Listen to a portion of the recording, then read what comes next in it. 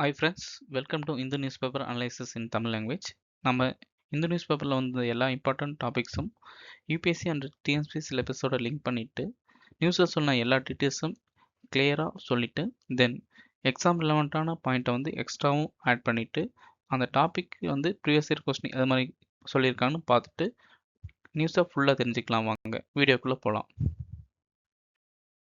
இன்னைக்கு first article என்னன்னா, India வந்து ஓமன் கூட ப்ரீ டேட் அக்ரிமெண்ட் வந்து சைன் பண்ணியிருக்காங்க. அது யூபிஎஸ் சிலபஸ்னா GS2 ஐஆரில் India and West Indies country கூடயும், GS3 economic foreign trade policy கூட லிங்க் பண்ணலாம். டிஎன்பிஎஸ்சி எடுத்துக்கிட்டா paper 3 GS2 unit 1 India and world கூட லிங்க் பண்ணலாம். நியூஸில் வந்த இம்பார்ட்டன்ட் பாயிண்ட்ஸ் பற்றி பார்க்கலாம் வாங்க. India and Oman signed comprehensive economic partnership agreement. இந்த நாள் வந்து ஓமன் வந்து என்ன ஆஃபர் பண்ணியிருக்காங்கன்னா, அரௌண்ட் 98% வந்து டேக்ஸ் வந்து நமக்கு கம்மி பண்ணியிருக்காங்க. 99% கூட்ஸுக்கு வந்து பண்ணியிருக்காங்க. இந்தியா வந்து கம்பேர் பண்ணால் லெஸ்ஸாக தான் வந்து கம்மி பண்ணியிருக்காங்க. அரௌண்ட் 77% வந்து டேக்ஸ் வந்து கம்மி பண்ணியிருக்காங்க. 94% கூட்ஸுக்கு. சர்வீஸ் செக்டர் தான் மேஜராக பெனிஃபிட் ஆகும் இந்த ட்ரேட் அக்ரிமெண்ட்னு சொல்லியிருக்காங்க. எஸ்பெஷலி இந்தியாவிலேருந்து ஃபாரின் போய் ஒர்க் பண்ணுறாங்களே அவங்களுக்கு வந்து பெனிஃபிஷியலாக இருக்கும்னு சொன்னாங்க. ட்ரேட் வந்து எவ்வளோ இருக்குன்னு பார்க்கலாமா. போன வருஷம் வந்து இந்தியா வந்து ஏற்றுமதி எக்ஸ்போர்ட் வந்து 4.6 பில்லியன் பண்ணியிருக்காங்க. அதே இறக்குமதி இம்போர்ட் வந்து 6.5 பில்லியன் வந்து ஓமன் கிட்ட இருந்து பண்ணியிருக்காங்க. இதனால் வந்து சிக்னிஃபிகன்ஸ் என்ன எடுத்துக்கிட்டா பைலேட்ரல் ட்ரேட் அண்ட் இன்வெஸ்ட்மெண்ட் வந்து இன்க்ரீஸ் ஆகும். இதனால் வந்து இந்தியா வந்து கல்ஃப் எக்கனாமிக் ரீஜனில் வந்து மேலும் வந்து ட்ரேடை வந்து பூஸ்ட் பண்ணுறதுக்கு ஒரு வாய்ப்பாக இருக்கும். இந்த டாபிக் ரெலவெண்டான ப்ரீவியஸ் இயர் கொஸ்டின் பார்க்கலாமா. India sign comprehensive economic partnership agreement which of the following countries. இது வந்து 2023 யூபிஎஸ்சியில் கேட்ட question. Saudi Arabia, UAE, Oman, Qatar. Correct answer என்னன்னா option B UAE. First comprehensive economic partnership agreement Gulf ரீஜனில் வந்து sign பண்ணது UAE கூட தான். இப்போ வந்து ஓமன் கூடயும் சைன் பண்ணியிருக்காங்க. நீங்கள் செகண்ட் நியூஸ் என்னன்னு பார்க்கலாமா. நேஷனல் கமிஷன் ஃபார் எஸ்டி வந்து ஒரு ட்ரைபல் பாய் வந்து ஸ்கூலில் வந்து மர்டர் பண்ணியிருக்காங்க அப்படின்னு வந்துச்சு. அதை இன்வெஸ்டிகேட் பண்ணுறதுக்கு ரெலவெண்ட்டானது. இதை யூபிஎஸ்சி சிலபஸோட லிங்க் பண்ணால் GS2 பாலிட்டி அண்ட் கவர்னன்ஸில் கான்ஸ்டியூஷனல் பாடிஸ் கூட லிங்க் பண்ணலாம். தென் டிஎன்பிஎஸ்சி எக்ஸாம் எடுத்துக்கலாம். Paper 2 GS1 Indian constitution, paper 3 GS2 social justice கூட லிங்க் பண்ணலாம். நியூஸில் வந்து டீட்டெயில்ஸ் பற்றி பார்ப்பாங்க. முக்கிய செய்தி என்னென்னா, சிறுவன் பழங்குடி மாணவன் தற்கொலை குறித்து நேஷனல் கமிஷன் ஆஃப் எஸ்டி வந்து விசாரணை செய்யணும்னு இருக்குன்னு சொல்லியிருந்தோம். இது எங்கே நடந்துச்சுன்னா, Kalinga institute of social science, Bhubaneswar, ஒடிசாவில் நடந்துச்சு. சட்ட அடிப்படை என்னன்னா, ஆர்டிகல் 338A கான்ஸ்டியூஷனுக்கு வந்து நேஷனல் கமிஷன் ஃபார் எஸ்டிக்கு வந்து இந்த பாவத்தை தந்திருக்காங்க. தென் போலீஸ் கமிஷனர் மற்றும் மாவட்ட ஆட்சியர் அறிவிக்கை சமைக்க வேண்டும் என்ற உத்தரவும் போட்டிருக்காங்க. நடவடிக்கை என்ன எடுத்திருக்காங்கன்னா, ஒடிசா போலீஸ் வந்து 8 ஸ்டாஃப்ஸை வந்து அந்த இன்ஸ்டியூட்டில் அரெஸ்ட் பண்ணியிருக்காங்க. முக்கியத்துவம் வந்து இதிலேருந்து என்ன தெரிஞ்சுக்கலாம்னா, பழங்குடியினர் உரிமைகள் பாதுகாக்க வேண்டிய அவசியம் உள்ளதுன்னு சொல்லிக்கலாம். மேலும் கல்வி நேரங்களில் மாணவர்கள் பாதுகாப்பு குறித்து கவலை ஏற்பட்டுள்ளது என்பதையும் தெரிஞ்சுக்கலாம். Began the news. National commission for schedule try பற்றி தெரிஞ்சுக்கலாம் வாங்க. NCST இது வந்து ஒரு கான்ஸ்டியூஷனல் பாடி. எஸ்டி மக்களை வந்து ப்ரொடெக்ட் பண்ணுறது தான் என்னுடைய எய்ம். கான்ஸ்டியூஷனில் வந்து ஆர்டிகல் 338A வந்து சொல்லியிருக்காங்க. இது வந்து 89th அமெண்ட்மெண்ட் ஆக்ட் மூலமாக 2003 இன்ட்ரடியூஸ் பண்ணாங்க. ஃபோர்ஸ் வந்து 2004 வந்துச்சு. இதனுடைய பர்பஸ் என்னென்னா, சேஃப்கார்ட்ஸ் ஆஃப் ஷெட்யூல் ட்ரைப்ஸ் வந்து மானிட்டர் பண்ணுறது, review implementation of schedule tribe related laws and policies, central and state கவர்மெண்ட்டுக்கு ட்ரைபல் வெல்ஃபேர் இஷ்யூஸ் ரிலேட்டடாக அட்வைஸும் பண்ணுறது. இதில் வந்து காம்போசிஷன் என்ன பார்க்கலாமா. NCSTயில் ஒரு சேர்பர்சன் இருப்பாங்க, ஒரு வைஸ் சேர்பர்சன், 3 மெம்பர் இருப்பாங்க. இதில் வந்து அட்லீஸ்ட் ஒரு பர்சனாவது உமனாக இருக்கணும். அப்பாயின்மெண்ட் யாருன்னா நம்ம பிரசிடென்ட் தான் பண்ணுவாங்க. டென்யூர் வந்து 3 இயர்ஸ் இருக்கலாம். மேக்ஸிமம் வந்து 2 டேர்ம்ஸ் வந்து appointment possible. Status and rank பார்க்கலாமா. சேர்பர்சன் சொல்லியிருந்தோம்ல, அவர் வந்து ரேங்க் ஆஃப் யூனியன் கேபினெட் மினிஸ்டருக்கு வந்து ஈக்குவலான பவர் இருக்க மாதிரி சொல்லியிருப்பாங்க. வைஸ் சேர்பர்சன் வந்து rank of minister of state equal power. Members வந்து rank of secretary to government of India அந்த லெவலில் வந்து இருப்பாங்க. இந்த டாபிக் ரெலவெண்டான ப்ரீவியஸ் இயர் கொஸ்டின் பார்க்கலாமா. The reports of the national commission of schedule tribe is submitted to. இது வந்து SSC 2018 கேட்ட question. Option prime minister, parliament, president, ministry of tribal affairs. Correct answer is option C president of India. இங்கே வந்து ஆனுவலில் வந்து special reports வந்து president தான் submit பண்ணுவாங்க. இந்த பிரசிடென்ட் வந்து அதை வந்து பார்லிமெண்ட்டில் வந்து சப்மிட் பண்ணுவாங்க. அடுத்த டாபிக் போகலாமா. இதில் வந்து சீஃப் ஜஸ்டிஸ் ஆஃப் இந்தியா என்ன சொல்லியிருந்தாருன்னா, ரிட்டையர்ட் ஜட்ஜஸ் வந்து ஆட்வொக் ஜட்ஜஸாக வந்து பணிபுரியத்துக்கு விருப்பம் இல்லை அப்படின்னு சொல்லியிருக்காங்கன்னு சொல்லியிருந்தாங்க. இது வந்து யூபிஎஸ்சி சிலபஸ்னால் GS2 பாலிட்டி அண்ட் கவர்னன்ஸ் கூட, டிஎன்பிஎஸ்சியில் paper 2 GS1 Indian constitution, paper 3 GS2 governance issues கூட லிங்க் பண்ணலாம். நியூஸில் சொல்லியிருந்த இம்பார்ட்டன்ட் பாயிண்ட்ஸ் பற்றி பார்க்கணும். சீஃப் ஜஸ்டிஸ் ஆஃப் இந்தியா அவர் என்ன சொன்னார்னா, ஏற்கனவே டிஸ்கஸ் பண்ண மாதிரி ரிட்டையர் ஆன ஜட்ஜஸ் வந்து அட்வொகேட் ஜட்ஜஸாக பர்ஃபார்ம் பண்ண விரும்பல. ஏன்னா வந்து அவங்க ஜூனியர் கூட வந்து ஒரே பெஞ்சில் வந்து உட்காந்து தீர்ப்பு சொல்கிறதுக்கு விருப்பம் இல்லை அப்படின்ற மாதிரி சொல்லியிருந்தாங்க. ஏன் ரீசன் ஃபார் ப்ரொபோசல் அட்வொகேட் ஜட்ஜஸ்னால், அதிகமான கிரிமினல் கேசஸ் வந்து ஹைகோர்ட்டில் பெண்டிங் இருக்குது. கிட்டத்தட்ட 19 லட்சம் கிரிமினல் கேசஸ் வந்து பெண்டிங்கில் இருக்குது. அதுலேயும் 68% கேஸ் வந்து மோர் தென் 1 இயராக வந்து கோர்ட்டில் அப்படியே ஸ்டே பண்ணி இருக்குது. கான்ஸ்டியூஷனல் ப்ரொவிஷன் அட்வொகேட் ஜட்ஜஸ் என்னென்னா, ஆர்டிகல் 224 வந்து அட்வொகேட் ஜட்ஜஸ் அப்பாயின்மெண்ட் பண்ணலாம் அப்படின்னு சொல்லியிருப்பாங்க. சுப்ரீம் கோர்ட் வந்து இவ்வளோ கேஸ் பெண்டிங் இருக்கிறதுனால இந்த ஜனவரி மாதம் ஆர்டிகல் 224 இம்ப்ளிமெண்ட் பண்ணலாம் அப்படின்னு அனௌன்ஸ் பண்ணாங்க. இது அதனோட எய்ம் என்னென்னா, கிரிமினல் கேசஸ் தான் க்ளோஸ் பண்ணிட்டு சீக்கிரமே ரெக்கவர் ஜஸ்டிஸ் கொடுக்கணும். அதுதான் எய்மே. க்ரௌண்ட் சுச்சுவேஷன் என்னென்னு பார்க்கலாமா? ஆனால் வந்து ஹைகோர்ட்ஸ் வந்து ரெஸ்பான்ஸ் எதுவுமே வரல. எந்த ஒரு ஹைகோர்ட்டுமே வந்து மோஸ்ட்டாக அட்வொகேட் ஜட்ஜஸ் இவ்வளோ பேர் அப்ளை பண்ணியிருக்காங்க அப்படின்றத வந்து ரிப்போர்ட்டே சப்மிட் பண்ணல. ஜுடிஷியல் கன்சர்ன்ஸ் என்னென்னா, ஏற்கனவே டிஸ்கஸ் பண்ணதான், ஜூனியர் கூட போய் நம்ம இது மாதிரி வந்து சிட் பண்ணி வந்து ஒரு டிவிஷன் பெஞ்சில் உட்காருது அப்படின்னு ரிட்டையர்ட் ஹைகோர்ட் ஜட்ஜஸ் ஃபீல் பண்ணுறாங்க. ஹைகோர்ட்ஸ் வந்து எந்த கோர்ட்டில் வந்து அதிகமான கிரிமினல் கேஸ் பெண்டிங்ஸ் இருக்குன்னா, அலகாபாத், பஞ்சாப் அண்ட் ஹரியானா அண்ட் லாஸ்ட்டாக வந்து பட்னா ஹைகோர்ட்டில் இருக்குது. பிகைன் த நியூஸ் அட்வொகேட் ஜட்ஜஸ் பற்றி இம்பார்ட்டன்ட் பாயிண்ட்ஸ் வந்து எக்ஸாம்பிள்ஸ் பற்றியில் பார்க்கலாம் வாங்க. அட்வொகேட் ஜட்ஜஸ் ஏற்கனவே சொன்ன மாதிரி இவங்க வந்து டெம்பரரி ஜட்ஜஸ் கேசஸ் அதிகமாக பெண்டிங் இருந்தால் அதை வந்து ரிடியூஸ் பண்ணுறதுக்காக அப்பாயின்மெண்ட் பண்ணுறாங்க. ஓகேவாங்க. மோஸ்ட்டாக வந்து ரிட்டையர்ட் ஹைகோர்ட் ஜட்ஜஸ் தான் அப்பாயிண்ட் பண்ணுவாங்க. கான்ஸ்டியூஷனல் பேசிஸ் ஆல்ரெடி டிஸ்கஸ் பண்ணதான் ஆர்டிகல் 224 இந்தியன் கான்ஸ்டியூஷன் சொல்லியிருப்பாங்க. இதுக்கு வந்து 2 கண்டிஷன் வந்து சொல்லியிருப்பாங்க. வந்து ரிட்டையர்ட் ஜட்ஜ் அவங்ககிட்ட கன்சல்ட் பண்ணணும், பிரசிடென்ட் வந்து அப்ரூவ் பண்ணணும் அப்படின்னு சொல்லியிருப்பாங்க. இதை வந்து ப்ராசஸ் வந்து யார் இனிஷியேட் பண்ணுவாங்கன்னா, chief justice of concerned high court தான் வந்து பண்ணுற மாதிரி இருக்கும். மெமரண்டம் ஆஃப் ப்ரொசீஜர் 1998 கிரியேட் பண்ணாங்க. அது எவ்வளோ மாதிரி இருக்குன்னு பார்க்கலாமா? ஃபஸ்ட்டு ரிட்டையர்ட் ஜட்ஜ் வந்து நாங்கள் வந்து கன்சர்ன் கொடுக்கணும் first. Then high court of chief justice அவருடைய நேமை வந்து டெலிவரி வந்து சீஃப் மினிஸ்டருக்கு வந்து சென்ட் பண்ணுவாங்க. அந்த சீஃப் மினிஸ்டர் வந்து யூனியன் லா மினிஸ்டருக்கு அந்த ரிப்போர்ட்டை ஃபார்வர்ட் பண்ணுவாங்க. அந்த லா மினிஸ்டர் வந்து சீஃப் ஜஸ்டிஸ் ஆஃப் இந்தியா கூட கன்சல்ட் பண்ணுவாங்க, இவங்களை வந்து அப்பாயின்மெண்ட் பண்ணலாமா அப்படின்னு. தென் ரெக்கமெண்டேஷன் வந்து பிரைம் மினிஸ்டருக்கு சொல்லுவாங்க. பிரைம் மினிஸ்டர் அட்வைஸ் பண்ணி பிரசிடென்ட்டுக்கு வந்து அப்ரூவ் பண்ணுவாங்க. தென் வந்து அப்பாயின்மெண்ட் ப்ராசஸ் நடக்கும். சுப்ரீம் கோர்ட் வந்து லோக் பிரகாரி யூனிட் ஆஃப் இந்தியா 2021 கேஸில் என்ன சொல்லியிருப்பாங்கன்னா, கொலிகம் சிஸ்டம் ஃபாலோ பண்ணால் நல்லாயிருக்கும் இந்த சிஸ்டத்தோட அப்படின்னு ரெக்கமெண்ட் பண்ணிப்பாங்க. அவங்க என்ன சொல்லியிருப்பாங்கன்னா, chief justice of India +2 senior most supreme court judges வந்து இன்வால்வ்மெண்ட் பண்ணால் நல்லாயிருக்கும் அப்படின்னு சொல்லியிருப்பாங்க. ஓவராலாக இதனோட எய்ம் என்னென்னா, கிரிமினல் கேசஸை வந்து பெண்டிங்ஸ் ஹைகோர்ட்டில் இருக்கிறது ரிடியூஸ் பண்ணணும், அவ்வளோதான். இந்த டாபிக் ரிலவெண்ட்டான ப்ரீவியஸ் கொஸ்டின் பார்க்கலாமா? Under which article of the Indian Constitution can a retired judge of a High Court can be appointed an advocate judge of the High Court? 2014 கேட்ட கொஸ்டின். Article 124, article 217, article 224, article 226. Correct answer option C, article 224A.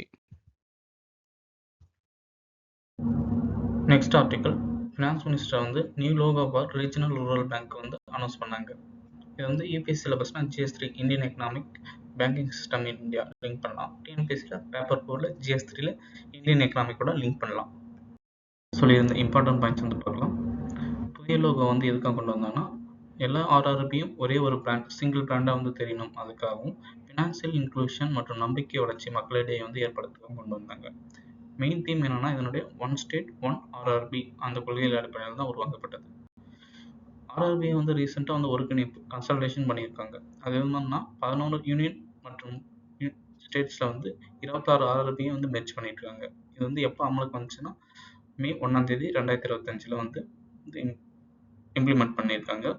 இது வந்து யார் செயல்படுத்துகிறாங்கன்னா, department of financial service, ministry of finance, நிதி அமைச்சகம் கீழே வந்து இம்ப்ளிமெண்ட் ஆகுது. இதனுடைய முக்கியத்துவம் என்னென்னு பார்க்கலாமா? RRB இப்போ வந்து வலுப்படுத்தப்பட்டு உள்ளதுன்னு சொல்லலாம். செயல்திறன் மற்றும் நிர்வாக மேம்பாடும் வந்து இம்ப்ரூவ் ஆகிறது வாய்ப்பு இருக்குன்றாங்க. கிராமப்புறங்களுக்கு கடன் வழங்குவது மற்றும் நிதி உட்படுவதற்கு ஆதரவாகவும் இருக்கும். நியூஸ் RRB ரிலேட்டடான இம்பார்ட்டன்ட் பாயிண்ட்ஸ் வந்து பார்க்கலாமா? இது வந்து எதனால கிரியேட் பண்ணாங்கன்னா, financial inclusion in rural and semi urban ஏரியாவில் ஏற்படுத்துன்றதுக்காக தான். சர்வீஸ் வந்து யாராக இருக்குன்னா, small marginal farmers, agriculture labour, artisan, weaker section, இவங்களுக்கெல்லாம் நார்மல் பேங்க் வந்து ஃபினான்ஷியல் வந்து தரமாட்டாங்களே, அவங்களும் வந்து இன்க்ளூஸ் பண்ணி க்ரோத் பண்ணுறதுக்காக தான் RRB வந்து ஸ்டார்ட் பண்ணாங்க. இது வந்து RRB ஆக்ட் 1976ல் ஸ்டார்ட் பண்ணாங்க. இது வந்து யார் ரெக்கமெண்ட் பண்ணாங்கன்னா, நரசிம்மன் கமிட்டி 1925ல் ரெக்கமெண்ட் பண்ணாங்க. ஃபர்ஸ்ட் RRB எங்கன்னா, பிராத்தமா கிராமின் பேங்க் 2 அக்டோபர் 1975 வந்து ஸ்டார்ட் பண்ணாங்க. இதோட நேச்சர் எது மாதிரி இருக்குன்னு பார்க்கலாமா? இது வந்து ஒரு ஹைபிரிட் இன்ஸ்டிடியூஷன். இது வந்து லோக்கல் கோஆபரேட்டிவ்ஸ் வந்து ஃபோக்கஸ் பண்ணியும் ப்ரொஃபஷனலாக கமர்ஷியல் பேங்க் மாதிரியும் இருக்கும். ஓனர்ஷிப் பேட்டர்ன் பார்க்கலாமா? சென்ட்ரல் கவர்மெண்ட் வந்து 50% ஷேர் வச்சுருக்காங்க. State government 15%, other sponsor bank வந்து 35% வந்து இதில் வந்து ஷேர் வச்சுட்டு இருக்காங்க. ஏரியா ஆஃப் ஆப்ரேஷன் வந்து எது மாதிரினா limited to notified districts in one or more states, அவ்வளோதான், லிமிட்டடாக தான் வந்து இருக்கும் operation. Regulation and supervision. Regulation வந்து ஆர்பிஐ இருக்குல்ல, சென்ட்ரல் பேங்க்கில் வரும். சூப்பர்விஷன் வந்து நம்ம அக்ரிகல்ச்சர் ரிலேட்டடாக கீழே வருது. ப்ரையாரிட்டி செக்டர் லெண்டிங் 75% வந்து ப்ரையாரிட்டி செக்டர். ப்ரையாரிட்டி செக்டர்னா எஜுகேஷன், அக்ரிகல்ச்சர் அது மாதிரி இருக்கும், அதுக்கு வந்து ஸ்பெண்ட் பண்ணும். கமர்ஷியல் பேங்க் வந்து ஜஸ்ட் 40% தான் பண்ணுவாங்க இந்த செக்ஷனுக்குலாம். இதனோட ஃபங்க்ஷன் என்னன்னு பார்க்கலாமா? ஆர்ஆர்பியோட இது வந்து ஆல்ரெடி சொன்னது தான். Banking service in rural and semi urban ஏரியாஸில் வந்து ப்ரொவைட் பண்ணும். Credit to agriculture, MSC and self help provide பண்ணும். Government direct benefit service, engineering wages, பென்ஷன்ஸும் வந்து இது வந்து ப்ரொவைட் பண்ணுறாங்க. பேரா பேங்கிங்காக செயல்படுது, அதாவது ATM, debit cards, UPI, mobile and internet banking provide பண்ணுறாங்க. சோர்ஸ் ஆஃப் ஃபண்ட்ஸ் இந்த பேங்க் எது மாதிரி ரிசீவ் பண்ணுதுன்னு பார்க்கலாமா? ஃபர்ஸ்ட் வந்து deposit, NABARD and sponsor bank borrowing, other institution SIDBI, NHB கூடயும் லிங்க் பண்ணியிருக்காங்க. மேனேஜ்மெண்ட் அப்படின்னு பார்த்தா போர்ட் ஆஃப் டைரக்டர்ஸ் இருப்பாங்க. Chairman plus nominee of centrals and state sponsor bank வந்து இருக்காங்க. கரண்ட் ஸ்டேட்டஸ் பார்க்கலாமா? 28 ரீஜனல் ரூரல் பேங்க்ஸ் வந்து இருக்கு. இது வந்து 22,000 பிரான்ச்சஸ் அதிகமாக 700 டிஸ்ட்ரிக்ட்ஸ் ப்ளஸ்ஸாக வந்து கவர் பண்ணியிருக்காங்க. இந்த டாபிக்ல ப்ரீவியஸ் இயர் கொஸ்டின் பார்க்கலாமா? Regional rural banks regulated and supervised by, இது வந்து எஸ்எஸ்சி ஜிஎல் 2018 கேட்ட கொஸ்டின். NABARD, RBI, ministry of finance. D RBI and NABARD. Already நம்ம டிஸ்கஸ் பண்ணது தான் option D, RBI and NABARD. Important எடிட்டோரியலோட கம்ப்ளீட் பண்ணலாம். த்ரூ 64 மைக்ரோ ப்ராசஸ் பற்றி சொல்லியிருந்தாங்க, அதை பற்றி பார்க்கலாம். இது யூபிஎஸ்சி சிலபஸில் GS3 science and technology, engineering of technology, electronics, IT ஃபீல்டோட ரிலேட் பண்ணலாம். டிஎன்பிஎஸ்சியில் வந்து பேப்பர் 3ல GS2 யூனிட் 2ல சயின்ஸ் அண்ட் டெக்னோட ரிலேட் பண்ணலாம். ஃபர்ஸ்ட் த்ரூ 64 அப்படின்னா என்ன ஏன்னு தெரிஞ்சுக்கலாமா? த்ரூ 64 ஒரு இண்டிஜினியஸ் மைக்ரோ ப்ராசஸ். இது வந்து யார் லான்ச் பண்ணாங்கன்னா ministry of electronics December 15 launch பண்ணாங்க. மைக்ரோ ப்ராசஸர் அப்படின்னா என்ன தெரியுமா? ஹியூமனுக்கு பிரெயின் இது மாதிரியும் கம்ப்யூட்டருக்கு மைக்ரோ ப்ராசஸ் இம்பார்ட்டன்ட் ஒன்று. இந்த மைக்ரோ ப்ராசஸர் தான் சிபியூவில் வந்து என்னென்ன டீட்டெயில்ஸ் இருக்குது அப்படின்னு ஓவராலாக கண்டெயின் பண்ணுறதுக்கு ஒரு சிப் மாதிரி ஆக்ட் ஆகும், அவ்வளோதான். இதை வந்து யார் டெவலப் பண்ணாங்கன்னா CDAC. இது வந்து மைக்ரோ ப்ராசஸர் டெவலப்மெண்ட் ப்ரோக்ராம் கீழே வந்து டெவலப் பண்ணியிருக்காங்க. இதனோட கெப்பாசிட்டி வந்து 64 bit dual core processor with 1 GHz clock speed வந்து செயல்படுற திறமை இருக்குது. General purpose process for electronics use பண்ணலாம். என்னோட அப்ஜெக்டிவ் என்னென்னா, நம்ம வந்து இம்போர்ட் வந்து நிறைய வந்து இப்போ ஃபுல்லாகவே இது வந்து இம்போர்ட் டிபெண்ட் பண்ணி தான் இருக்கும். இதை வந்து ரிடியூஸ் பண்ணுறதுக்காக தான் இந்த ப்ரோக்ராம் வந்து ஸ்டார்ட் பண்ணியிருக்காங்க. இதை வந்து டார்கெட்டிவ்ஸ் எங்கெங்க செக்டர் எக்ஸ்பெக்ட் பண்ணணும்னா telecom, industry automation, embedded and control சிஸ்டத்தில் வந்து யூஸ் பண்ணலாம். ஈகோசிஸ்டம் பற்றி பார்க்கலாம் வாங்க. 64 பிட் ஆர்கிடெக்சர்னு எதை சொல்லியிருந்தோம்ல, இந்த கெப்பாசிட்டி இது வந்து மாடரேட்டிங் ஆப்ரேட்டிங் சிஸ்டம் அது கீழே வரும். பர்ஃபார்மன்ஸ் வந்து மாடரேட்டாக இருக்கும். இது வந்து ஒரு ஹை ஸ்பீட் வந்து எக்ஸ்பெக்ட் பண்ண முடியாது அப்படின்னு சொல்லியிருந்தாங்க. யார் யாருக்கு சூட்டபுளாக இருக்குன்னா telecom base station, industry controllers, routers, automotive models இதுக்கெல்லாம் வந்து பர்ஃபெக்டாக இருக்கும் அப்படின்னு சொல்லியிருக்காங்க. இது பேஸ்ட் ஆன் RISD, அதாவது வந்து open instruction set, no licence fees வந்து கட்ட தேவையில்லை அப்படின்னு சொல்லியிருப்பாங்க. இது வந்து part of digital India RISP DIRB programme கீழே வந்து கொண்டு வந்திருக்காங்க.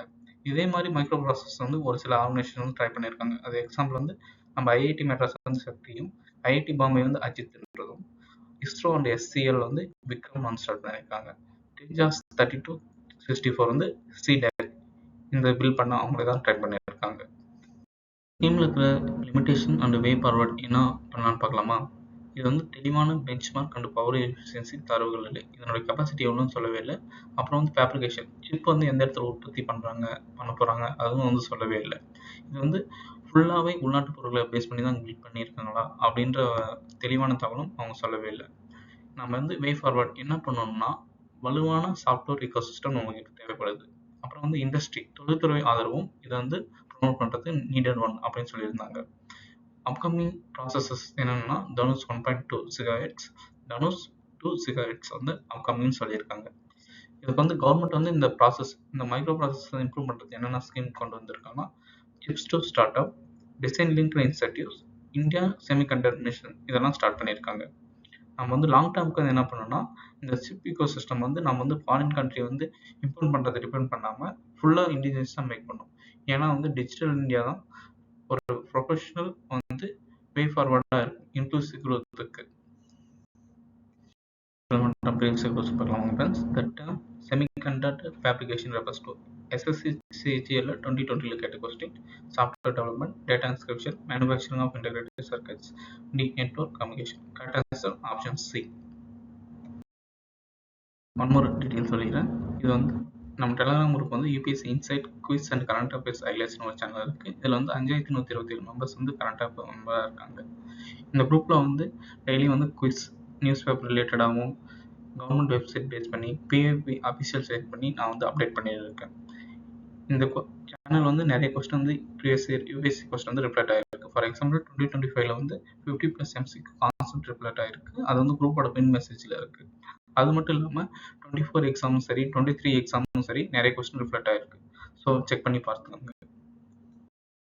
எக்ஸாம்பிள் 2025 கேட்ட கொஸ்டின்ஸ் வந்து இந்த நேச்சர் ரிசோர்ஸ் லா யார் வந்து இன்ட்ரடியூஸ் பண்ணாங்கன்னா யூரோப்பியன் யூனியன். இது வந்து நம்ம குரூப்பில் வந்து 2 டைம் வந்து நம்ம வந்து கேட்டிருக்கோம். அதனோட டேட்டும் வந்து அந்த பிடிஎஃப்ல வந்து மென்ஷன் பண்ணியிருக்கோம். நெக்ஸ்ட் வந்து செல்ஃப் ரெஸ்பெக்ட் மூவ்மெண்ட் யார் ஸ்டார்ட் பண்ணதுன்னா பெரியார். அது வந்து March 3 வந்து நம்ம வந்து குரூப்பில் வந்து கேட்ட கொஸ்டின் தான். நெக்ஸ்ட் வந்து டான்சிங் கேர்ள் மொஹஞ்சதாரோ எதனால் மேட் பண்ணியிருப்பாங்கன்னு கேட்பாங்க. இது வந்து ப்ரோன்ஸ். இதுவும் நம்ம கொஸ்டினில் வந்து நம்ம குரூப்பில் கேட்ட கொஸ்டின் தான். இது வந்து March 13, 2025 நீங்கள் வந்து செக் பண்ணி பார்த்துக்கோங்க. மறக்காமல் நம்ம டெலகிராம் சேனலில் ஜாயின் பண்ணிக்கோங்க. ஜஸ்ட் நம்ம குரூப் அவங்க வந்து எக்ஸாமில் வந்து ரிஃப்ளெக்ட் மட்டும் ஆகலை, ஃபிலிம்ஸ் எக்ஸாம் கிளியர் பண்ண நிறைய பேர் வந்து பாசிட்டிவாக வந்து ஃபீட்பேக் சொல்லியிருக்காங்க. அதுவும் நம்ம டெலகிராம் குரூப்பில் பின் மெசேஜாக இருக்குது, நீங்கள் செக் பண்ணிக்கோங்க. நம்ம குரூப் ஒர்க் வந்து பிடிச்சிருக்குன்னு நினைக்கிறேன். ஸோ யூடியூப் சேனலை மறக்காமல் சப்ஸ்கிரைப் பண்ணிங்க. மறக்காமல் நம்ம டெலகிராம் சேனலை வந்து ஜாயின் பண்ணிவிட்டு ஃப்ரெண்ட்ஸுக்கூட ஷேர் பண்ணிவிட்டு பெனிஃபிட் ஆகுங்க. Thank you friends. நாளைக்கு அடுத்த வீடியோவில் பார்ப்போம்.